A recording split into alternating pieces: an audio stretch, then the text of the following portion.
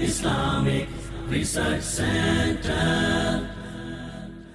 نحمده ونصلي على رسوله الكريم اما بعد فاعوذ بالله من الشيطان الرجيم بسم الله الرحمن الرحيم رب اشرح لي صدري ويسر لي امري واحلل عقدة من لساني يفقهوا قولي.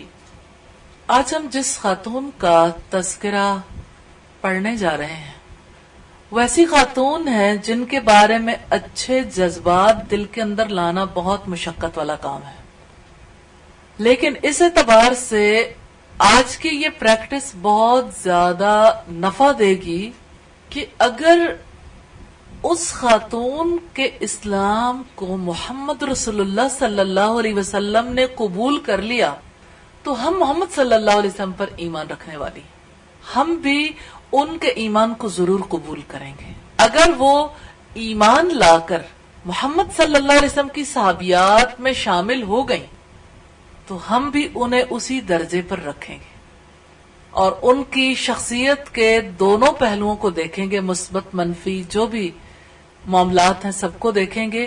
اور جیسے انسانوں میں سے اللہ رب العزت نے جب فیصلہ کرنا ہے نا تو کسی کی عمر کے اختتام پر جو اس کا رویہ تھا اس کے مطابق فیصلہ کرنا ہے. جیسے نبی صلی اللہ علیہ وسلم نے فرمایا کہ کوئی شخص جنت کے ایک بالشت قریب رہتا ہے، نیک عمل کرتا رہتا ہے کہ وہ اہل دوزخ کے سے عمل کرنے لگتا ہے اور جہنم میں چلا جاتا ہے.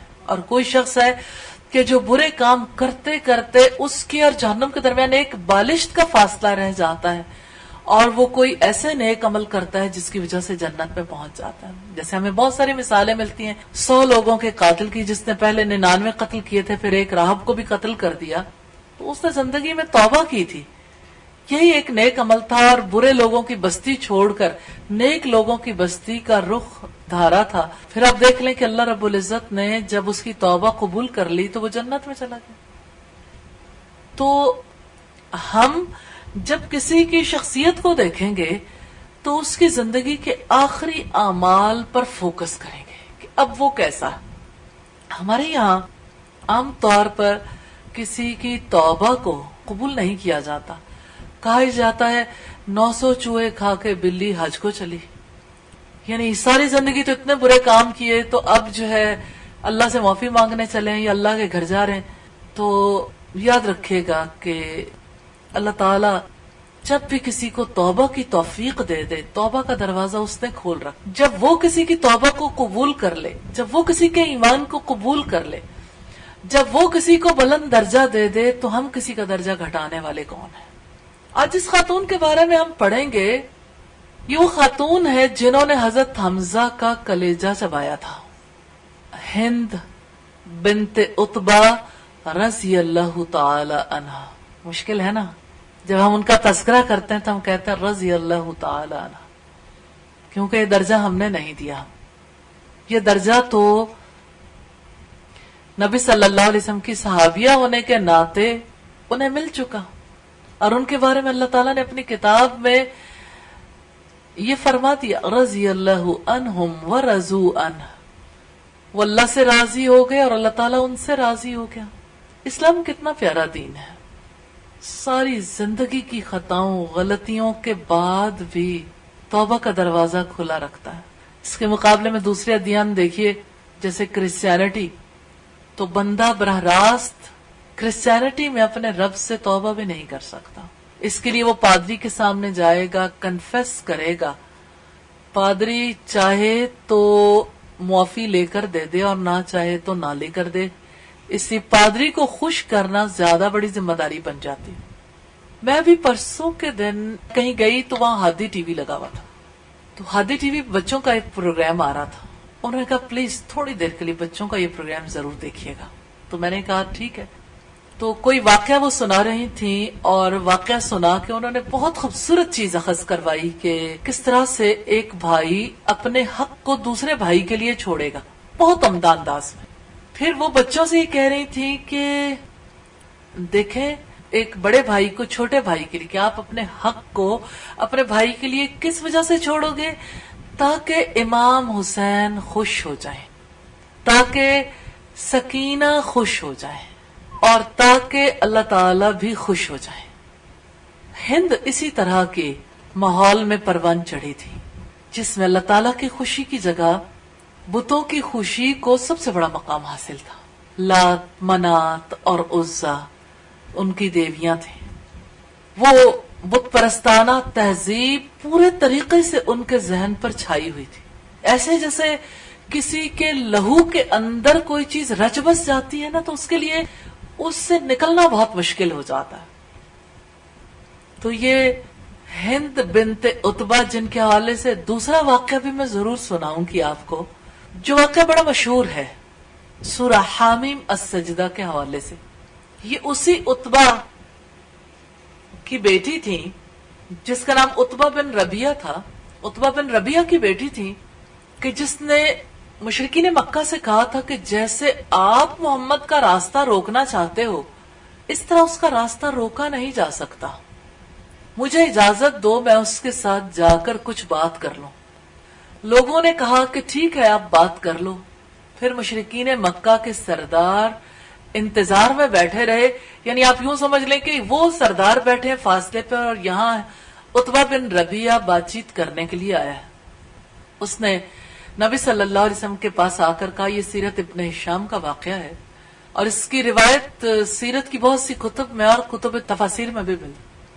کہنے لگا، بھتیجے تم نے جو دعوت دینی شروع کی ہے لا الہ الا اللہ کی، اس سے گھر گھر میں پھوٹ پڑ گئی، شوہر بیوی سے، ماں باپ اپنی اولاد سے، رشتہ دار سے جدا ہو گیا۔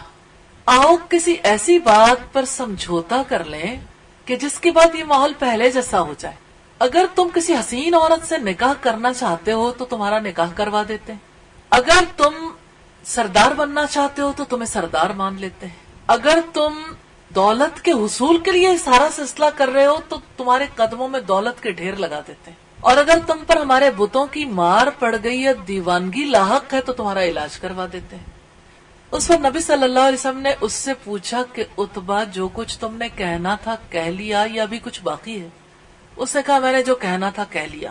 اس پر آپ صلی اللہ علیہ وسلم نے سورہ حامیم السجدہ کی پہلی آیت سے تلاوت شروع کی اور آیت نمبر 38 پہ پہنچ کے آپ نے سجدہ کیا اور آپ نے کہا، عتبہ جو میں نے کہنا تھا وہ میں نے کہہ دیا، اب تمہارا جو جی میں آئے کرو۔ تو آپ سورہ حامیم السجدہ کی 38 آیات کو آج ضرور جا کے پڑھیے گا کہ اس میں کیا تھا جو آپ نے دعوت دی۔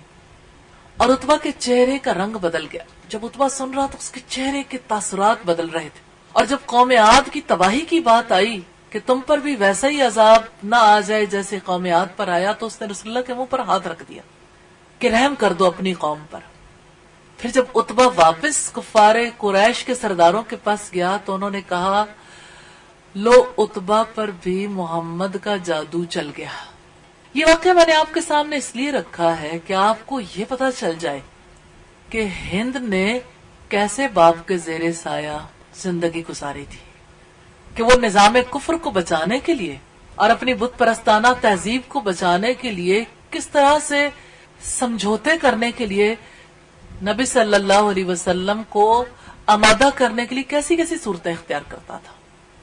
گہری وابستگی نہ ہو تو اپنے دین کے لیے یا اپنے مذہب کے لیے کوئی اتنے بڑے سٹیپس نہیں لیتا، یہ گہری وابستگی کی بات۔ اور ضرور سوچا کریں ایسے ہر موقع پر کہ ہماری اپنے دین کے ساتھ کیسی وابستگی ہے، کیا اس کے دفاع کے لیے ہم کوئی ایک ایسی کوشش کرتے ہیں کسی مقام پر جہاں دین کے کسی اصول پر، کسی حکم پر، اللہ تعالیٰ کی کسی حد کو توڑا جا رہا ہو۔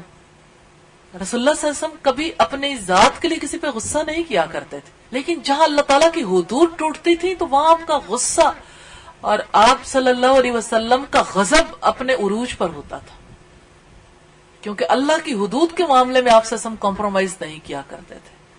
اب آپ دیکھیے کہ ایک طرف نظام کفر ہے اور دوسری طرف نظام اسلام، اس میں ہر کوئی اپنا کردار ادا کرا۔ محمد صلی اللہ علیہ وسلم اسلام کی دعوت دیتے ہیں، آپ کے ساتھ ہی حضرت ابوبکر صدیق کے بارے میں ہم نے دیکھا کہ کس طرح سے انہوں نے اسلام قبول کرنے کے بعد ثابت قدمی کا مظاہرہ کیا کہ اہل مکہ نے بہت پیٹا، اور آپ کتنے صحابیوں کو جانتے ہیں، حضرت ابو ذر غفاری کو دیکھیے، اسی طرح سے حضرت سمیہ کو دیکھیے اسلام کی پہلی شہیدہ، اور حضرت یاسر کو دیکھیے جو شہید ہو گئے پہلے شہداء میں سے، حضرت خباب بن نرد کو دیکھیے کس طرح سے انگاروں پر لٹایا گیا، حضرت بلال حبشی کو دیکھیے.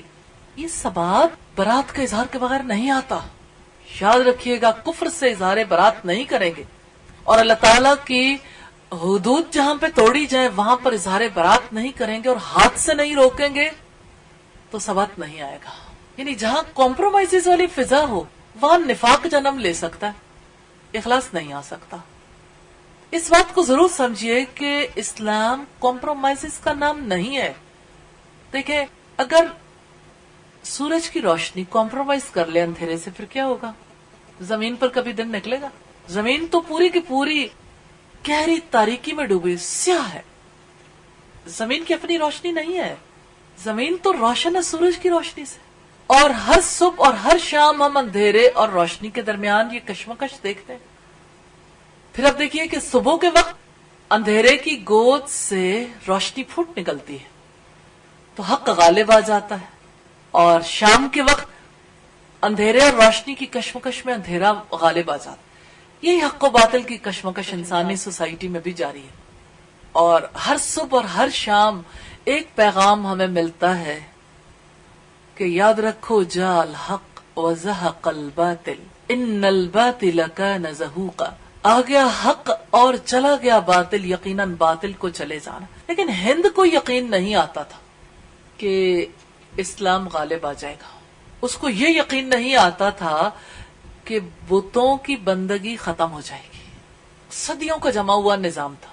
اور ہند کے بارے میں ہمیں زیادہ ڈیٹیل سے جاننے کی بھی ضرورت ہے، کیونکہ اسلامی تاریخ میں ایک بڑا اہم موڑ آیا ہند کے بیٹے کی وجہ سے.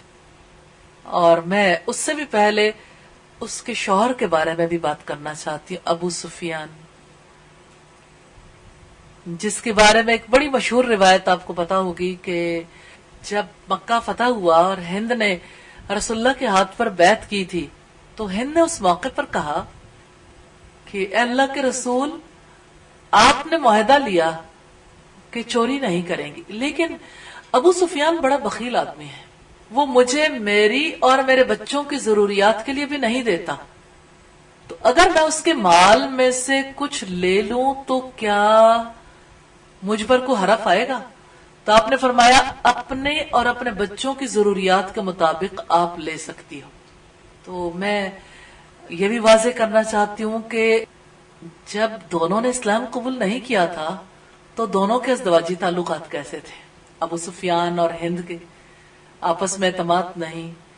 پھر یہ کہ ابو سفیان کی بخیلی کی بات ہند رسول اللہ کے سامنے رکھتی ہیں. پھر ہند کا بیٹا حضرت معاویہ. تاریخ بڑا اہم موڑ مڑتی ہے جب حضرت عثمان کی شہادت ہوتی ہے اور حضرت علی اور حضرت معاویہ ایک دوسرے کے آمنے سامنے ہوتے ہیں. تو یہ ساری چیزیں ہمیں مجبور کرتی ہیں کہ ہم اس خاتون کے کردار کو ضرور پڑھیں اور اپنی تاریخ کو بھی سمجھنے کی کوشش کریں، کیونکہ ہم نے وہ تاریخ، اس میں کوئی شک نہیں کہ یہ ہماری تاریخ کا سیاہ باب ضرور ہے، لیکن ہم نے جب کبھی ان واقعات کو پڑھا، سنا، سمجھا تو ایک خاص اینگل سے. آپ جانتے ہیں آپ کہتے ہیں ساون کے اندھے کو ہرا ہی نظر آتا ہے، اس لیے کہ آخری بار جب اس نے اپنی روشن آنکھوں سے کچھ دیکھا تھا وہ ہریالی تھی، تو ہریالی کی یاد دل میں محفوظ رہ گئی. ایسے ہی آپ اپنی تاریخ کو اگر خاص اینک لگا کر سٹڈی کریں گے تو آپ اپنے آپ کو بچا نہیں پائیں گے. آج کے دن میں یہ بڑا اہم موقع ہے کہ آپ یہ دیکھ سکیں تعصب سے اپنے آپ کو کیسے بچانا. اور ابھی آپ دیکھیں کہ ہند کے بارے میں پازیٹو ہوتے ہوتے دل پھر نیگیٹو ہوتا ہوگا کہ ہر آنے والا واقعہ ایک اور تھوڑا سا آگے لے جاتا ہے. لیکن انشاءاللہ جب ہم اختتام پر پہنچیں گے آج کی نشست میں تو آپ ان کے بارے میں یہ کہنے پہ مجبور ہوں گے رضی اللہ تعالی عنہ انشاءاللہ. تو اس کی وجہ سے جو چینج مطلوب ہے وہ یہ کہ جب بھی کوئی اپنے اعمال سے توبہ کر لے تو اس کے بارے میں دل صاف کر لے. تو تاریخی اعتبار سے بھی جو لوگ گزر گئے ان کے بارے میں بھی دل صاف کرنا ہے. اور انشاءاللہ تعالی آئندہ کے لیے ہم نے یہ بھی سبق سیکھنا ہے کہ کس طرح اپنے دور کے لوگوں کے بارے میں ہم نے دل صاف رکھنے ہیں. किसी की गलतियों को सीने से लगाकर नहीं जीना। गलती के बारे में इस्लाम का जो मौक़िफ़ है वो ये कि जिसने खता की वो इस्तिग़फ़ार करे, जिसके हक में उसने ज्यादती की है उससे माफी मांगे और इस्तिग़फ़ार की रविश पर गामज़न रहे, लेकिन आगे कदम बढ़ाए, गिल्ट में न रहे। क्योंकि ईसाइयों के यहाँ तो ये सिलसिला है कि पादरी के सामने कन्फेस करते हैं और पादरी चाहे तो माफी लेकर देता है, ये भी उसका अपना ख्याल है। इसीलिए इकबाल ने कहा था, क्यों खालिक मखलूक में हायल रहे पर्दे, पीराने कलीसा को कलीसा से उठा। तो बुनियादी बात यह है कि बंदे और रब के दरमियान कोई नहीं है। तो जो अपने रब के सामने अपनी माजरत पेश करता है और तौबा कर लेता है, उसके बारे में हमें कोई हक नहीं है कि हम कोई बात भी दिल के अंदर रखें। और हमारे लिए इस बारे में नबी सल्लल्लाहु अलैहि वसल्लम का उसवा रोशन मिसाल है। तो इंशाअल्लाह हम उसी हवाले से इसको देखेंगे। हिंद की पहली शादी सैयदना सुफियान रजी अल्लाह ताला अन्हा के साथ नहीं थी। जमाने जahiliyyat में सईदा हिंद का शौहर फाके बिन मुगीरा मखजूमी था। उसने एक मेहमान खाना बना रखा था। लोग उसमें बगैर किसी पेशगी तिला के भी रिहाइश रख सकते थे। एक मरतबा जब सारे मेहमान चले गए तो हिंद का शौहर किसी काम की गर्ज से चला गया। हिंद ने देखा मेहमान खाना खाली है, वहां आराम करने की गर्ज से चली गई, सो गई। इतने में कोई मेहमान आया, उसने देखा कि कोई खातून सो रही हैं, वो चला गया। फिर उसकी मुलाकात फाके से हुई तो उसने कहा कि वहां तो कोई औरत सो रही है। फाके अपने घर पे आया तो हिंद अभी भी सो रही थी। जब उसने अपनी बीवी को देखा तो वो मशकूक हो गया। उसने बीवी को अपने घर भिजवा दिया। बहुत मुद्दत तक ये बात रही। फिर अहले खानदान ने कहा कि इस वाक़े के लिए कोई हल निकालना चाहिए। जाहिर है कि शौहर और बीवी अगर जुदा हो जाएं तो ऐसे में कोई ना कोई सूरत निकालनी चाहिए। बहरहाल इसका हल तय ये पाया कि यमन के मारूफ नजूमी से कराया जाए। तो ये बात हिंद के वालिद और उसके शौहर के दरमियान तय हुई थी। दोनों वहां पहुंचे, सूरत हाल से आगाह किया। हिंद के साथ चंद और खवातीन भी थीं। नजूमी ने उन औरतों पर निगाह डालते ही हिंद की तरफ इशारा करते हुए कहा, यह खातून बदकिरदार नहीं है। ये बहुत बड़ी बात है सईदा हिंद के हवाले से कि जाहिली दौर में भी किस तरह उन्होंने अपनी इफ्फत और इस्मत को बचा के रखा था। फिर उसने कहा, मुस्तकबिल में इसके यहाँ बेटा होगा जो बादशाह बनेगा। नजूमी के मुंह से ये बात सुनकर हिंद का शौहर आगे बढ़ा, माजरत की, अपने साथ चलने के लिए कहा, लेकिन हिंद ने साफ लफ्जों में इनकार कर दिया कि मैं ऐसे शख्स के साथ जिंदगी बसर नहीं कर सकती। मेरी राह इससे जुदा है। ऐसा वहमी शख्स मेरा रफीक हयात नहीं हो सकता। तो हिंद के किरदार के हवाले से दो बड़ी बातें सामने आई। एक तो ये बात आई कि हिंद बदकिरदार औरत नहीं थी, उनके किरदार की गवाही मिली उसके शौहर को भी।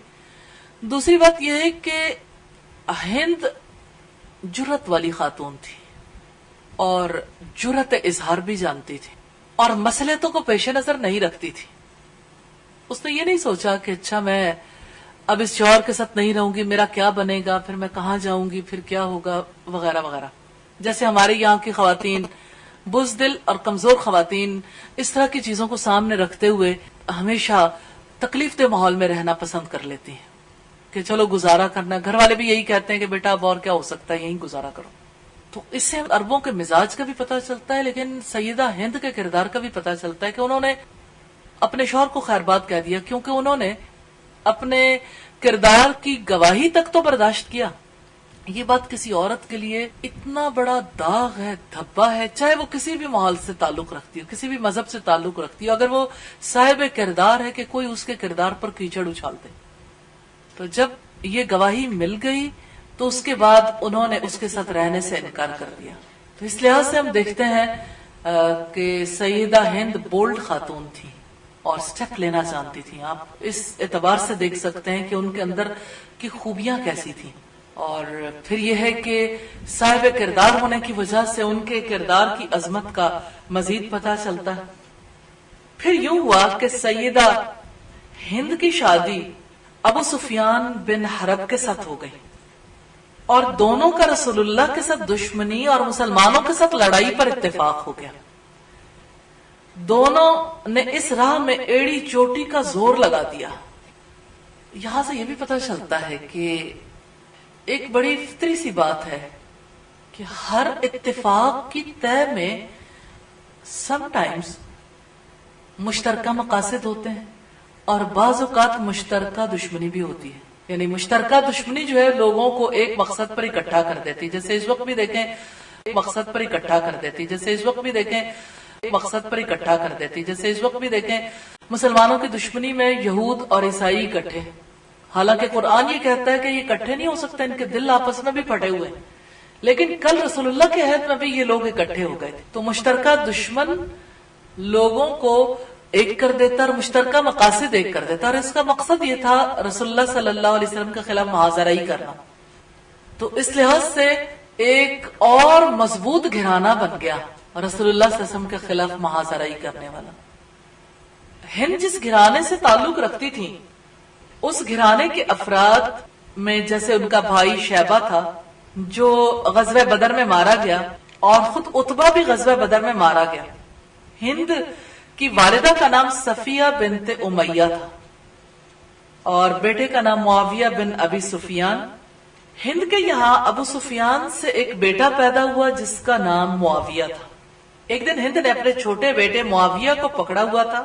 دونوں کہیں جا رہے تھے. کسی نے کہا اگر تیرا یہ بیٹا زندہ رہا تو یہ اپنی قوم کا سردار بنے گا.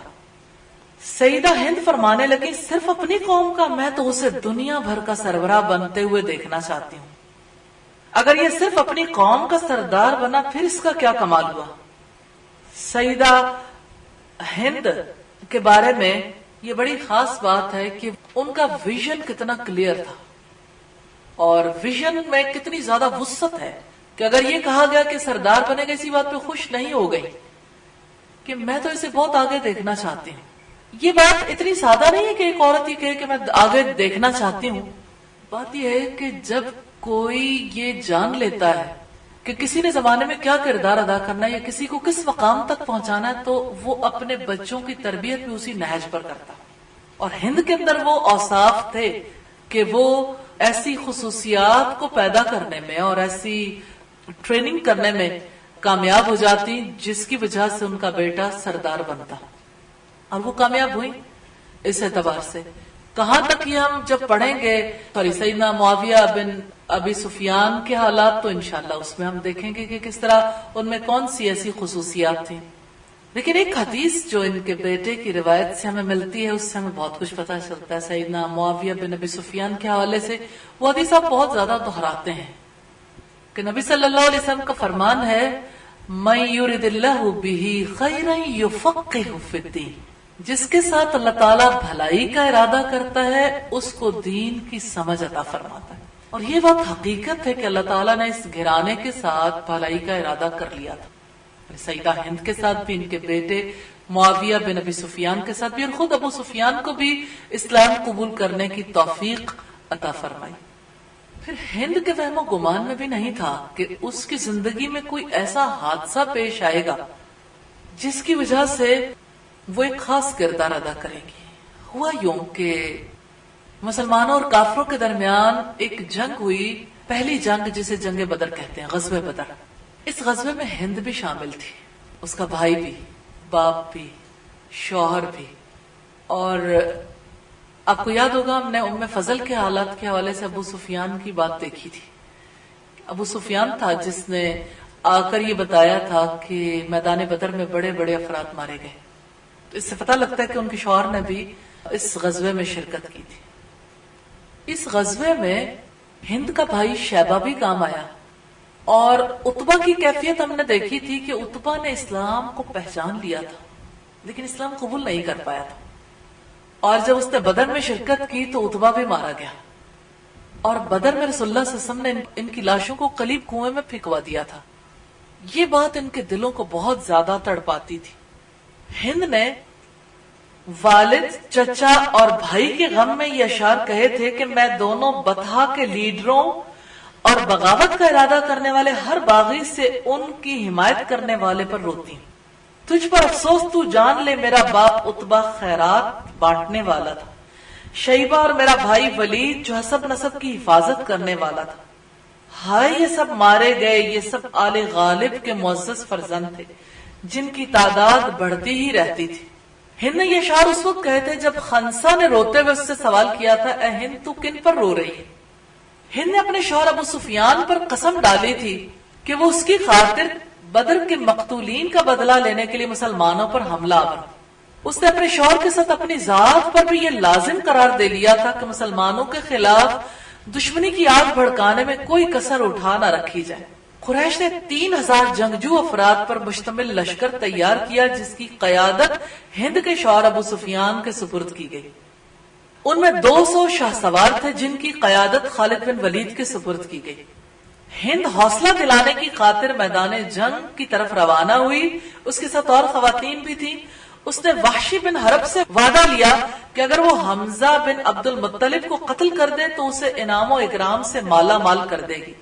یہ روایت ہمیں صحیح بخاری میں ملتی ہے 4072 نمبر پر۔ لڑائی شروع ہونے سے پہلے رسول اللہ نے مسلمان تیر اندازوں کو درے پہ جمے رہنے کا حکم دیا تھا۔ اس بارے میں آپ اچھے طریقے سے جانتے ہیں کہ مسلمان تیر اندازوں نے رسول اللہ کی حکم عدولی کی تھی اور پیچھے سے خالد بن ولید نے 200 شاہ سواروں کے ساتھ حملہ کر دیا تھا جس کی وجہ سے مسلمانوں کی فتح شکست میں بدل گئی تھی۔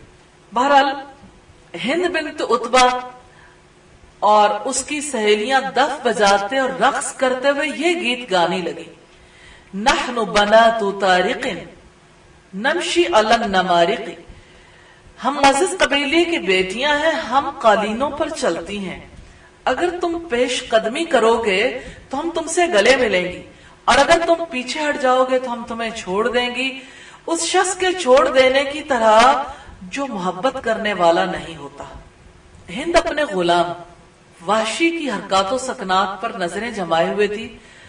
وہ اسے کہہ رہی تھی کہ ابو دسمہ کیا دیکھتے ہو، دشمن پر ایسی کاری ضرب لگاؤ کہ دل خوش ہو جائے۔ وحشی نے اپنا نیزہ پکڑا اور اپنا نشانہ سیدنا حمزہ کی طرف سیدھا کیا۔ جب اسے یقین ہو گیا نشانہ خطا نہیں جائے گا تو پورے زور سے نیزہ ان کی طرف پھینک دیا جو برق رفتاری سے اللہ کے شیر سیدنا حمزہ بن عبد المطلب کے جسم میں پیوست ہو گیا، اور سیدنا حمزہ رضی اللہ تعالیٰ عنہ اپنی تلوار سے متعدد مشرکین کو موت کے گھاٹ اتارنے کے بعد جام شہادت نوش کرتے ہوئے زمین پر گر گئے۔ ہند کی دلی تمنا پوری ہوئی، اپنا خنجر ہاتھ میں لیے سیدنا حمزہ کی لاش کی طرف لپکی، اس نے اپنے خنجر کا وار کر کے ان کی ناک اور کان کاٹ دیے، پھر پیٹ چاک کر کے جگر نکالا، اسے اپنے دانتوں سے چبانے لگی، چبا کر اسے باہر پھینک دیا، نگل نہیں سکی۔ یہ روایت صحیح بخاری کی ہے اور حدیث کا نمبر ہے 4072۔ اس غزوے میں آپ جانتے ہیں کہ رسول اللہ کے سر کی خود بھی ٹوٹ گئی تھی جس سے آپ کی پیشانی زخمی ہو گئی تھی، اور اس غزوے میں مسلمانوں کا کافی نقصان ہوا۔ جب جنگ کا پانسا پلٹ گیا تو ہند ایک بلند ٹیلے پر چڑھ کر یہ اشعار پڑھنے لگی، نحن جزیناکم بیوم بدر، ہم نے تم سے جنگ بدر کا بدلہ لے لیا، لڑائی کے بعد لڑائی شعلہ بنی، مجھے اپنے والد عتبہ اور اپنے بھائی اور چچا کے اس جنگ میں قتل ہونے پر صبر نہیں آ رہا تھا، آج میرے دل کو چین آ گیا اور میں نے اپنی نظر پوری کر لی اور وحشی بن حرب نے میرا دل خوش کر دیا، میں وحشی کی عمر بھر مشکور ہوں یہاں تک کہ میری ہڈیاں قبر میں بوسیدہ ہو جائیں۔ پھر ہند دوسری طرف ہو کر یہ شعر کہنے لگی، احد کے دن حمزہ کے قتل سے میرے دل کو چین آ گیا، حتیٰ کہ میں نے اس کے پیٹ کو جگر والی جگہ سے چیر دیا، اس سے میرے دل کے غم کی سخت جلن چلی گئی جس کو میں ہر وقت محسوس کرتی تھی۔ تو یہ معرکہ احد تھا جس میں مسلمانوں کو نقصان اٹھانا پڑا، لیکن انہوں نے آئندہ کے لیے یہ سبق لیا کہ اب کی جو غلطی ہوئی ہے آئندہ کبھی اس غلطی کا ارتکاب نہیں کریں گے۔ دین اسلام کے احکامات اللہ تعالیٰ نے نازل کیے ہیں، وحی کے ذریعے سے اپنے رسول مقبول کو اللہ تعالیٰ نے آگاہ کیا تاکہ لوگوں کو جہالت کی تاریکیوں سے نکالیں اور سیدھے راستے کی طرف گامزن کریں۔ تو جو سبق لیا تھا وہ یہ کہ سالار لشکر کی ہمیشہ اطاعت کریں، کہ انہوں نے رسول اللہ کی حکم عدولی کی تھی، آئندہ کے لیے انہیں پتا چل گیا کہ حکم عدولی کرنے کا کیا نقصان۔ تو اس سبق کے ساتھ غزوہ احد تو اپنے اختتام کو پہنچا۔ پھر حالات نے پلٹا کھایا، غزوہ احزاب ہوا، پھر حدیبیہ کا مارکہ ہوا۔ مارکہ اس اعتبار سے کہ اگر سے جنگ نہیں ہوئی تھی لیکن مسلمانوں نے بغیر جنگ کیے بہت ساری چیزیں منوا لی تھی، حتیٰ کہ مکہ میں داخلے کا حق بھی انہیں دے دیا گیا تھا، اگرچہ انہیں اس وقت پہ واپس پلٹنا پڑا۔ پھر اس کے بعد مکہ فتح ہوا، جب آپ صلی اللہ علیہ وسلم لشکر اسلام کے ساتھ مکہ کی طرف روانہ ہوئے تاکہ مکہ معظمہ کو شرک کی آلائش سے پاک کر دیں، تو اہل ایمان کا لشکر مکہ کی گھاٹیوں میں پہنچا تو ابو سفیان سیدنا عباس بن عبد المطلب کے اور دیگر چند قریشی سرداروں کے ہمراہ چلا آ رہا تھا۔ اس نے لشکر اسلام کو دیکھا تو سیدنا عباس سے کہا، تیرے بھائی کا بیٹا تو آج بادشاہ دکھائی دیتا ہے، یعنی رسول اللہ صلی اللہ علیہ وسلم۔ سیدنا عباس نے کہا، یہ اس کے سچے نبی ہونے کی علامت ہے۔ ابو سفیان نے کہا، کیا خیال ہے ہمیں اس موقع پر کیا کرنا چاہیے؟ سیدنا عباس نے کہا، میری رائے یہ ہے کہ آپ رسول اللہ کی خدمت میں جا کر اسلام قبول کرنے کا اعلان کر دیں، بہتری اور نجات اسی میں۔ یہ سیرت ابن ہشام کی روایت ہے۔ پھر حضرت عباس ابو سفیان کو لے کر مر الزہران کے مقام پر رسول اللہ کی خدمت میں حاضر ہوئے۔ سیدنا عباس نے عرض کیا کہ اللہ کے رسول، ابو سفیان اپنے لیے کوئی اعزاز پسند کرتا ہے، اگر آپ اس کے لیے کچھ ارشاد فرما دیں تو مناسب ہوگا۔ آپ نے فرمایا، ہاں، آج جو بھی ابو سفیان کے گھر داخل ہو جائے اسے کچھ نہیں کہا جائے گا، وہ امن میں ہوگا۔ جو آج اپنے گھر میں داخل ہو کر دروازہ بند کر لے گا اسے بھی کچھ نہیں کہا جائے گا، وہ بھی امن میں ہوگا۔ یہ روایت سنن نبی داؤد کی ہے 3021 اور 22 نمبر پر۔ پھر جب ابو سفیان نے اسلام قبول کر لیا تو اس نے اپنی بیوی کو جا کر یہی کہا کہ تم بھی اسلام قبول کر لو۔ اس کی بیوی کے ساتھ اس کا کیا مکالمہ ہوا، ہند نے جب اپنے شوہر کی بات سنی تو اس کے ہوش اڑ گئے۔ اس نے کہا، کیا تم ہوش میں ہو؟ کیا تمہارے حواس ٹھیک ہیں؟ تم اپنی قوم کے بدترین سربراہ ثابت ہوئے، مکہ والوں اس غدار کو قتل کر دو۔ یہ قوم کا بدترین سربراہ ثابت ہوا ہے، اس نے قوم کی ناک کٹوا دی، یہ اس قابل نہیں کہ اسے قوم کا سربراہ تسلیم کیا جائے۔ ابو سفیان نے کہا، میری قوم کہیں اس عورت کی باتوں سے دھوکہ نہ کھا جانا، میں تمہیں اپنے تجربے کی بنیاد پر اس حقیقت سے آگاہ کر رہا ہوں کہ تم آج لشکر اسلام کا مقابلہ نہیں کر سکو گے، بہتر یہ کہ اسلام کے آگے سرنگوں ہو جاؤ۔ ابو سفیان جہاں دیدہ تھا، اس نے اپنی قوم کو خطرے سے آگاہ کیا، کیونکہ تجربے کی روشنی میں اس نے بھانپ لیا تھا کہ کوئی رکاوٹ کھڑی کی تو کام نہیں آئے گی۔ ہند اس کو جان نہیں سکے تھی۔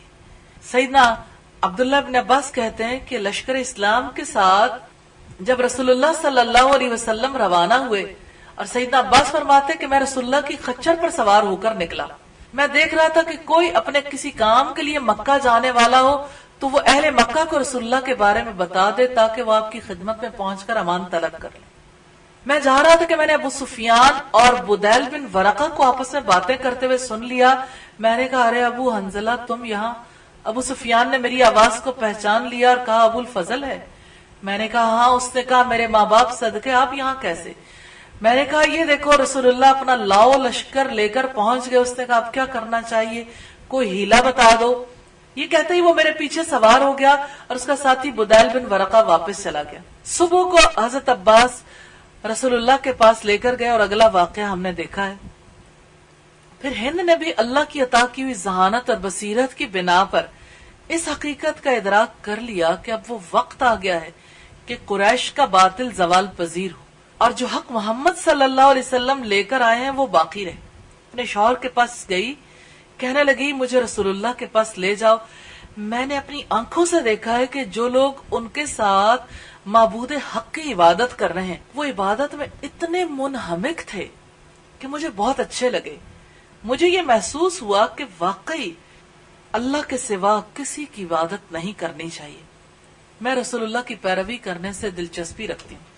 ابو سفیان ہند کی بات سن کر بہت خوش ہوئے اور اپنی بیوی کے ساتھ رسول اللہ کی خدمت میں حاضر ہونے کا ارادہ کیا، لیکن ابو سفیان کو یاد آ گیا کہ ہند نے جو معاملہ کیا تھا غزوہ احد میں رسول اللہ کے چچا کے ساتھ۔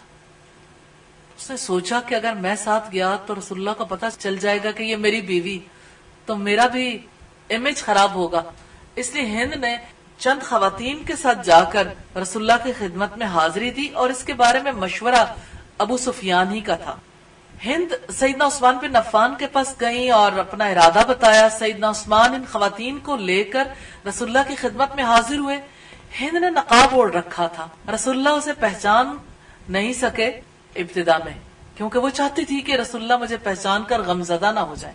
जब हिंद सरवर आलम की खिदमत में हाजिर हुई, उसने कहा मैं अल्लाह का शुक्र अदा करती हूँ जिसने अपने पसंदीदा दीन को गालिब कर दिया। ए मोहम्मद, अल्लाह आप पर अपनी रहमत निछावर करे, मैं अल्लाह पर ईमान ले आई हूँ और उसके रसूल मकबूल की तस्दीक कर। ये कहते ही उसने अपने चेहरे से नकाब हटा दिया और कहा मैं हिंद बिन्त उतबा आपकी खिदमत में हाजिर।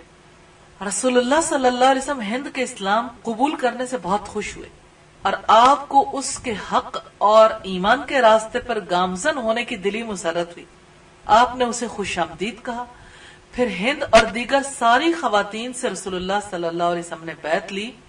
ये सीरत इब्न हिशाम, उसदुल गाबा और अहले साहबा की रिवायत। इस्लाम कितना अजीम मजहब है। रसूलुल्लाह ने इतना बड़ा जुर्म करने वाली को कैसे माफ कर कि अगर वो अल्लाह पर ईमान ले आई, अगर उसने तौबा कर ली, अगर उसने अपनी रविश से मुंह मोड़ लिया, जिसको अल्लाह ने कबूल कर लिया उसको रसूलुल्लाह ने भी कबूल कर लिया, और जिसको रसूलुल्लाह ने कबूल कर लिया उसे हमने भी कबूल कर लिया। अल्हम्दुलिल्लाह। हमें अपनी जिंदगी की तरफ जरूर नजर डालनी चाहिए। रिश्तों के ताल्लुकात में, दीगर मामलात में बाज़ औक़ात ऐसा मोड़ आ जाता है कि जहां पर लोगों के ताल्लुकात हमेशा के लिए कट जाते हैं और लोग उस अल्लाह के लिए भी माफ करने के लिए तैयार नहीं होते। लक़द कान लकुम फी रसूलिल्लाहि उस्वतुन हसना, बिला शुबा यकीनन तुम्हारे लिए अल्लाह के रसूल की जिंदगी में बेहतरीन नमूना। हमें नबी सल्लल्लाहु अलैहि वसल्लम के ज़र्फ का अंदाजा होता है। आप सल्लल्लाहु अलैहि वसल्लम ने वाशी से कहा था मेरे सामने ना आया करो कि तुम्हें देखकर मुझे अपने चचा याद आते हैं। लेकिन दूसरी तरफ आप देखिए कि हिंद ने आके इस्लाम कबूल किया तो आपने हिंद को किस तरह से वेलकम किया, अहलन व सहलन मरहबा का, कि जो इस्लाम कबूल कर ले, जो इस्लाम के रास्ते आ जाए, फिर कोई और बात दरमियान में नहीं आएगी। जो अल्लाह का हो जाए उससे मोहब्बत करनी है, तासुब नहीं रखना। इस्लाम मुतासब मजहब नहीं है, तासुब सिर्फ कुफ्र से है। अशिद्दउ अलल कुफ्फारी रुहमाउ बैनहुम, काफिरों पर सख्त और आपस में रहीम और शफीक है। ये मुसलमानों की मिसाल है। हिंद की जिंदगी का अहम पहलू है। रसूलुल्लाह को अजियत से बचाना भी चाहती है, लेकिन अपने आप को एक खास वक्त तक तो छुपाया। जब रसूलुल्लाह के चेहरे को देखा तो भाप गई कि माफी मिल गई। फिर नकाब भी उलट दिया कि अब जो होना है वो हो जाए। जुर्रत किरदार रखने वाले अफराद ऐसे ही जिया करते हैं, छुपते नहीं फिरते। सईदा हिंद की जिंदगी में हमने बहुत से उम्दा पहलू देखे, उनकी बहादुरी और शुजात भी, उनका अपने ऊपर लगने वाले इल्जाम पर, अपने किरदार पर लगने वाले दाग को धोने के लिए नुजूमी के पास जाना भी। अगरचे नुजूमी के पास जाना इस्लाम का इस बारे में मौक़िफ़ है। मैं इस बात को इसलिए यहाँ पे कोट कर रही हूँ कि ये इल्जामात लेके अपने घर नहीं बैठ जाना चाहिए। अल्लाह ना करे कि किसी के साथ इस नौइयत का मामला पेश आए, कि बातें क्लियर हो जानी चाहिए। वाशगाफ, हक और बातिल में जो फर्क है जब वाजे हो जाए तो फिर बातिल का साथ नहीं देना चाहिए। और हिंद ने बरमला फैसला किया कि शौहर के साथ नहीं रहूंगी, और अल्लाह ने बेहतर बदल अता किया। और अल्लाह ताला ने अगर दुश्मनी में यकजा रखा तो अल्हम्दुलिल्लाह मोहम्मद सल्लल्लाहु अलैहि वसल्लम के साथ ताल्लुक में भी यकजा हो गए, आपके मिशन का साथ देने में भी दोनों यकजा हो गए। और अहले इस्लाम ने इनके घराने को उसी तरह से कबूल किया जैसे बाकी घरानों के अफराद को कबूल किया। क्या हजरत उमर फारूक नबी सल्लल्लाहु अलैहि वसल्लम को कत्ल करने के लिए तलवार सौंप कर नहीं निकले थे? उमर की दुश्मनी कौन भूल सकता है? तो वो तो सारे ही दुश्मन थे। कभी किसी की इस्लाम दुश्मनी को सामने रखते हुए दावत और तबलीग से भी बाज नहीं आना चाहिए, रुकना नहीं चाहिए, क्योंकि हिदायत देना तो अल्लाह ताला का काम है। और नबी सल्लल्लाहु अलैहि वसल्लम ने फरमाया अन्नासु कल मादिन, लोग कानों की तरह होते हैं। खयारुकुम फिल जाहिलियती खयारुकुम फिल इस्लाम, जो तुम में से जाहिलियत में बेहतरीन है वो इस्लाम में भी बेहतरीन होगा। तो उन लोगों को दावत देना ज्यादा मुश्किल होता है ना, यानी जो किसी चीज पे जमे हुए हो, जिनकी जड़ें अपने नजरिए में मजबूत हो, लेकिन जो एक जगह मजबूत होते हैं वो दूसरी जगह पे जाके भी मजबूत होंगे। बासलाहियत ज़हीन अफराद का इस्लाम कबूल करना यकीनन उनके लिए तो नफामंद है ही, इस्लाम के लिए भी नफामंद साबित होता है। तो यूं सईदा हिंद बिन्ते उतबा की जिंदगी को हमने देखा। سیدنا ابو بکر صدیق کی وفات کے وقت سیدہ ہند بنت عتبہ بھی موت و حیات کی کشمکش میں مبتلا تھی اور جلدی وہ قضائے الہی سے وفات پا گئیں. اللہ تعالیٰ ان پر اپنی رحمت کی برکھا برسائے اور ان سے راضی ہو جائے. اللہ تعالیٰ سے دعا ہے کہ ہمیں ان ہستیوں کی زندگی سے سبق حاصل کرنے کی توفیق عطا فرمائے. وآخر دعوانا ان الحمد للہ رب العالمین. آخر دعوانا ان الحمد للہ رب العالمین. آخر دعوانا ان الحمد للہ رب العالمین.